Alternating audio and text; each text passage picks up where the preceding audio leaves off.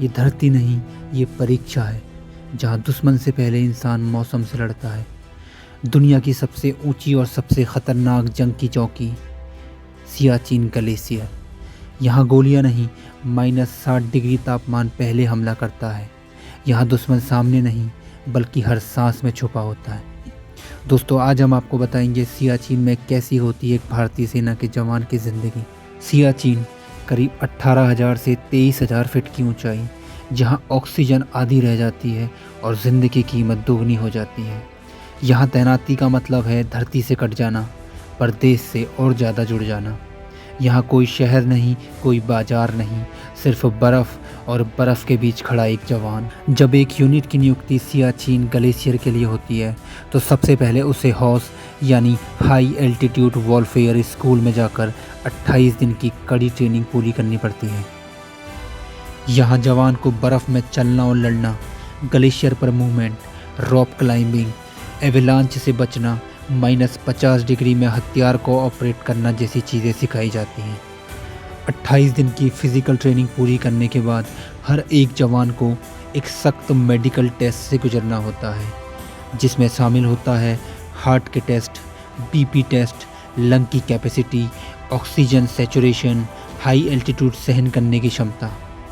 जो जवान पूरी तरीके से मेडिकल में फ़िट हो पाते हैं, उन्हें ही सियाचिन बेस कैंप में भेजा जाता है, जहां पर हर जवान को 15 से 20 दिन तक रहकर एक्लेमेटाइजेशन करना होता है, यानी खुद को वातावरण के अनुकूल ढालना, जिसमें प्रतिदिन बीपी नापना, शरीर को ऊंचाई के आदी बनाना, हल्की फुल्की एक्टिविटी करना जैसी चीज़ें शामिल होती हैं।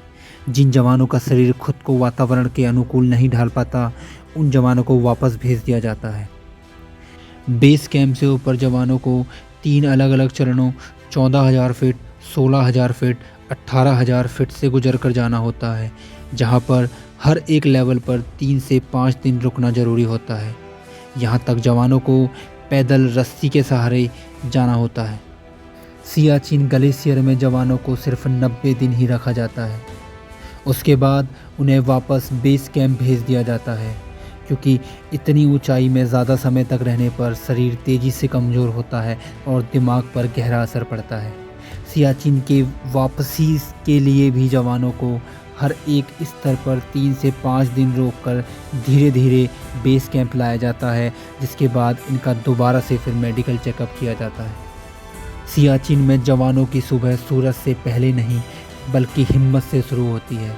-50 डिग्री में सोने से ज़्यादा मुश्किल जागना होता है। दस्ताने पहनकर जूते बांधना, एक एक बटन बंद करना, सब कुछ लड़ाई जैसा लगता है। यहाँ नहाना बस एक सपने जैसा है, क्योंकि यहाँ का अधिकतम तापमान भी -30 डिग्री है। यहाँ गोलियाँ कम चलती हैं, पर यहाँ जवानों का सबसे बड़ा दुश्मन है एवलांच, यानी बर्फीला तूफान, जो बिना आवाज़ के हमला करता है। 1 सेकंड और सब ख़त्म। यहाँ जवान 24 घंटे हथियार के साथ रहता है, लेकिन असली दुश्मन होता है ठंड, ऊंचाई और अकेलापन। सियाचिन में अब तक 880 जवान अपनी जान गंवा चुके हैं, जिनमें से कईयों के मृत शरीर अभी तक बर्फ़ में दफन है। यहाँ खाना लग्जरी नहीं, लाइफ लाइन है।